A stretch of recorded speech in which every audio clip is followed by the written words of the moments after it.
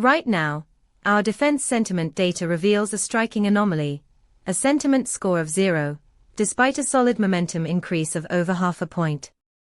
This unusual combination suggests that while there's a rising interest or activity in defense, the emotional tone around it isn't shifting, almost as if the industry is holding its breath. With our API, you can access this nuanced data, returning comprehensive sentiment insights alongside 19 semantic clusters that capture the various dimensions of discussion around defense. Imagine using this to inform your risk management strategies, understanding that heightened activity doesn't necessarily correlate with positive sentiment could guide your decisions on asset allocations or hedging strategies. Dive deeper into this data and explore how it can enhance your development. Check out our documentation at pulsebit.lojenterprise.com/docs.